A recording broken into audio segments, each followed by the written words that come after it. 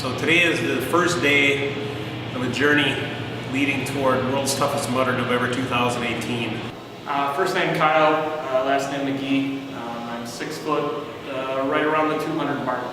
First name Dave, last name Didier, 6 feet, 195, 58 years old. On my shoulders, over the years of swimming and various other activities, my shoulders just don't perform like they should on someone my age. It's hard to bench the bar some days, so. Oh, I used to sit down at night and have a tombstone pizza at midnight all by myself. And boy, at the time it was really good. Of course, I would drink a whole Coca-Cola at the time, and literally those things are out of my diet now. I mean, I'll have a pizza now, and I'm not perfect. Don't go there, because nobody's perfect. I eat my cookies and I eat my potato chips every once in a while, but in moderation. But overall, it's a lot of chicken, it's a lot of vegetables, it's protein shakes, it's vitamins. I don't want to get to the point where I have to take medication. I know there are people on it that it does them good, and whatever works for them. But for me, the side effects just it's not a place I want to be. So I try to keep myself healthy by eating healthy chicken, vegetables, a lot of fruit, and I keep myself exercising so that I don't fall off the beaten path. And it's something that is a day-to-day challenge. When you're 58 years old, it's not easy to push yourself to do this every day, because it's hard. I'm not going to lie, it's not easy. But at the end of the day, when it's all said and done, it sure is a good feeling knowing that you've done it and can accomplish it, because when you're working toward a goal, which Tough Mudder is a goal, you just keep that focus and that mentality, and you put your blinders on, and that's where you're headed. And every day you just think of bettering yourself to be a better person than you were the day before. Right off the bat, I would say change my diet. Right now, leave at 6 in the morning, hardly eat breakfast, come home right around dinner time, get the food that's available for me for the day, whether it's a home cooked meal or a thrown together frozen chicken or some fast food every so often. My year-long goal is to lean out, not necessarily to build muscle or lose anything. Just a year from now, I want to be a week away from doing Tough Mudder, World's Toughest, and I want to be in the best shape of my life, because it's going to take that, because that is a 24-hour challenge in Atlanta that will push me to both the mental and physical brink of exhaustion. I think probably more mentally than physically, because it's as many laps as you can do in 24 hours. The laps are about 5 miles long, 20 obstacles per lap. So it is going to be a mental, grueling challenge. In fact, the people I've talked to that have done it, physically they can handle it. It's the mental part of doing it, and that's where just mentally strong. You have to be mentally strong, because if you can be mentally strong, your body can do amazing things. if I had to tell the older generation even to become active if they're not already, I would say work on muscles that you're not used to working. Do squats if you don't trust your legs enough. Start light and build up. Start with core, so you're gaining all those muscles that you need to do bench press and dips and all of that. You gotta start small, but you can't, overshoot the star. It's always a potential to get to where you want to be. As far as the younger generation goes, just stick at it. Don't stop. You hit bumps in the road. There's no way around that. There are things that just happen that are out of your control, both physically, mentally, emotionally, things in your life that happen that will change your focus. But that's just a little path in a detour. You have to keep going toward that goal. And if you get detoured a little bit, that's okay, but just hop right back on that path. And 10 years ago, I wish I would have told myself to get on that path sooner than I did, because I'm even in better shape than I am now. Back in 2013, which is 4.5 years ago, July, it was brought to my attention that there's this event and you do a bunch of obstacles, which sounds really fun when you're 21 years old. But, not knowing what you're going to get yourself into. So 2 months before my first Tough Mudder, I was, all gung-ho. I haven't worked out in 3 years. So coming into this, I didn't know what to expect. Mile 9, it became a factor that I was so over-energetic that I had all this extra energy that I didn't know what to do with. I mean, a feeling you can't explain until you do one. There's so much that you can't be told about as far as your mental camaraderie, having the push of someone else with you to do it. What we're trying to accomplish here is the fact that age is non-specific. It's an ageless journey, basically, because Kyle's more than, quite a bit less than 30 years younger. 30 years younger than I, but it's proof that no matter how old you are, you can accomplish this goal. One of the things about Tough Mudder is it is a passion, like I said before, but just talking about it gets my blood rush. It is just such a cool feeling to be able to accomplish, just to be able to talk to others about it. I love wearing my Mudder attire. I love wearing my headband, my shirt. If I see somebody at a store that has a Tough Mudder art shirt on, I'm all over it. I'm guaranteed, hey, Mudder, I'll come up and talk to them. And we will have a conversation. We will have shared the same month together. So it is it's a team passion. It's a team passion. It is. You just, the words are hard to come up with because after you finish it, you're just like, you want to draw people into an event that's so absurd and so out there. Out there. You want to share the experience, and there's just no words to describe how fun once you're actually out there. You look past the physical and it's just obstacle standpoint. It sounds like a lot. It's 12 miles, but it takes like 4 hours. But one of the beauty for me, one of the best things for me is helping others. Yeah. Like Mount Everest, when you run up that ramp, the first time I failed, and it was pouring rain, so it was slippery as hell. But eventually, I made it up there. And when I got done that, the very first time I stood at the top, I'm like, yeah! I just screamed at the top of my lungs because it was such a good feeling. And then what did I do? I leaned down and I helped everybody else up. And that, to me, was just the ultimate feeling of accomplishment because I was able to help others reach their goals. Because every time someone finished, they would come up to me and give me a hug, give me a high five. Thank you so much. In fact, when we were in Wisconsin, I ran across that group of people that we're constantly meeting up with. That guy was my age and he had never done it before. And every time we came up to them, he thanked me for helping them. Yes. He says, thank you for helping my family. This was just so much fun to do, and I'm going to do another one. And literally, once you do one, I know you and me, we're Legionnaires. We're Legionnaires. We've done enough of them that we are officially Legionnaires. And you, as a Legionnaire, you want to express your joy and, just the fun of it that you start recruiting new people. I've had my uncle, a brother-in-law to be. You've had numerous coworkers and people I just randomly see that see my shirt. people that are working out at the gym. You introduce them to such a fun event. Like, what's this about? They spread, and unfortunately, it's an infectious disease. That you become a part of this family. Weird family, and family. As you mentioned, earlier, to meet Sean and all of them, Clinton, you just meet people, the Mudder, elites, Mudder tribe, right? Just all these people that you learn to meet, from all over the world. When we were in Chicago, Ireland, the person from Ireland. Yeah. Yes. It's amazing, and to see paraplegics doing it, and military veterans, and all that. They put so much more out there, and proceeds go to Wounded Warriors and what other accounts. It's nice to give back. Right, and it's kind of cool too because a lot of times when I'm running the course, I don't know if you do this, but I will look at a person next to me and I'll think, why are they doing this? What is their goal? What is their purpose in doing this obstacle, their course? Obviously that one group we did, that was a family. That was a father, son, daughters, whatever, and their family.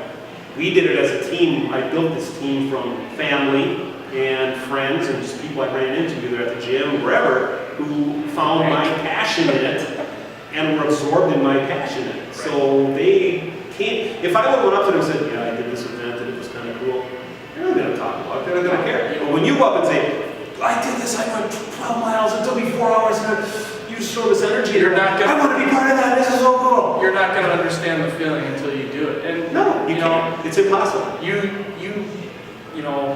get so attached to the people that are running the course with you. You encourage them to keep going. They've got more in them. It's a mental standpoint. Because you don't know why they're there. So many different angles. I started out. When we first did ours, there was a lot going on, and you do it for numerous reasons, for people, for just to break your habits and change. Step out of the box. Right, to Way out of the change box. how you want to view everything, essentially. I mean, I looked at a lot of different things, totally different views, you know. After doing it. Yeah, you know, you're so used to walking on flat ground, and it's like climbing a mountain. You get that, just, I accomplished something so amazing. And for, you know, the It's money, a rush. you look past the money aspect, you know, it's so much enjoyment out of it. Yes. Especially when you have people who you can introduce, but then they, at the end, they go, I understand what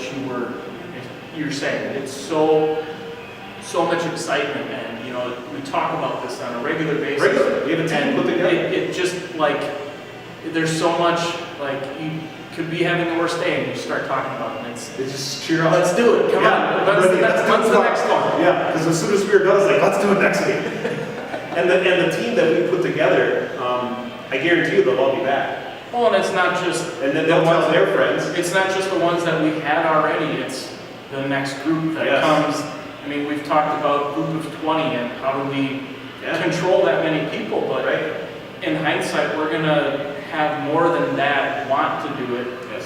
And, you know, things happen over the course of a year when you want to do it, and you know what, you find a way to make it happen. You can't just tell yourself, I'm gonna do it, and then never sign up, there's always ways around not signing up prior to. I mean, we volunteered. We did. Volunteering was so much fun. To show more support to people who are there not knowing what they've got. It's volunteering at the finish line.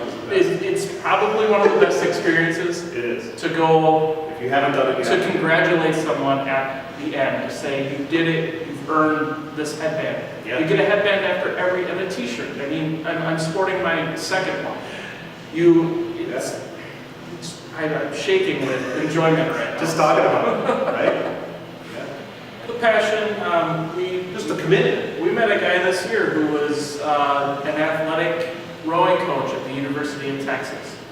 He gave up everything, quit his job, sold everything he had, basically lives out of his truck right now and is ending Runners and Spartans for years. Spartans, any obstacle course races. You know, he's to get to his level to I don't want to be there. dedicate yourself for a year to change your eating habits, to change your lifestyle, to lose, you know, almost all of your normal friends, to isolate yourself with these crazies. But he has a story that he can live with and keep the rest of his life. And he's young yet. To pass it down. Yeah, he's young yet, so he's not my age. He's a little bit older than you are. Yeah, I think he's like 28 or 30 or He's something. a little bit older than me, so But between our age somewhere. He has an amazing summer that he can live with and talk about forever. People say they go to Spain and, oh, I saw this, I saw that. Well, the artwork and the buildings are amazing. You know, you've got this just experience of a lifetime where it goes beyond Tough Mudder, and it's... And the people you meet. The We had people. some amazing people that night when we went out to eat with them. Just, I didn't want to leave. And I want to just sit and talk to them all night long. To go And back listen to the our- stories they told. Some of them have done 40, 50 times. to go back to our first one and, you know, just sit there and, you know, the adrenaline that's built up, and, you know, past that, you're nauseous, you know, And the next day you are sore. you're scared, you're everything, you know, The way around. that you want to not be at the point of you want to do something. But a gentleman by the name of Sean Curvell, he brings this certain form of enthusiasm At the start. and, you know, if you see him at the finish too, like, just the beginning, and Very high energy. who he talks about, you know, his past experiences, it's just, you know, it gets me pretty deep. Oh, yeah. And, you know, kind of brings you to a knee and, you know, a little teary-eyed. Yep, good stuff. You could do it without exercise, but boy, you're going to be really sorry. It does require a commitment of some form of exercise. Literally, like even working out tonight. Didn't exactly eat healthy food today, so my workout wasn't the greatest, but at least I was here. I didn't skip it. I was here and pushed it as far as I could. Next time you learn from that, but if you're doing Tough Mudder for the first time, you're going to want to at least do something. I would It's say- 12 miles long. There's no shortcuts. It's once you start, there's no back. It's 12 miles. I would say if you're given no other option than to do it, the very least of training you need to do is cardio. Cardio and upper body. A lot lot of upper body because you're pulling and being pulled a lot. A lot of pulling, Yes. but I mean, if you're going to the basics, you know, start with a 2-mile walk.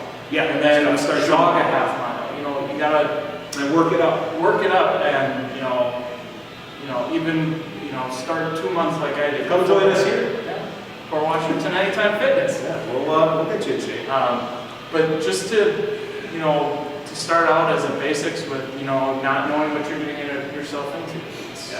I mean, I'll be honest. The first time we did it, before we started, and when Sean was doing this thing, I literally kneeled and said a prayer. You can't express what you're going to get yourself into. Because we had no clue what we were going to get to. No, but You saw videos, and at that time we didn't even talk to anybody. We just went in completely blind, not having a clue what we were doing. you're in a shelter world at your first one, but But once you start and the blood gets flowing and the adrenaline starts going, you just breeze through it. You lose concept of time, you lose concept of how long you've gone or where you are in the course, and just flow to the end. in another aspect, like you can be in your own little world, and someone all of a sudden is going to come up over your shoulder and be like, "You got it, keep going.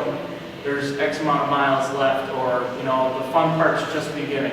It's amazing what someone else's words of encouragement as you're doing it. Oh yeah, camaraderie again. It all goes back to that teamwork.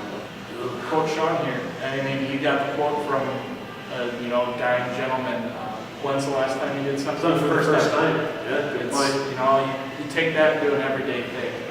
I've done some crazy stuff, even as an adult and with a young child, but it's not even that. It's, you're putting yourself out there to have a life-changing experience. Yeah, it's stepping out of the box, that's for sure.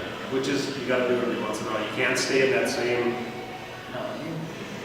You live a life, you live your life every differently single day. after having your mentality change that much. Oh yeah, this will do it for you. Ageless journey, well...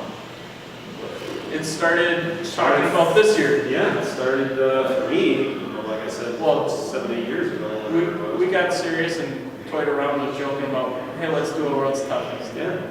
And you and I worked out for a while, and I'm like, come join me at the gym. It had been, so prior to this year, the last 2 Tough Mudders I did were pretty much cold turkey.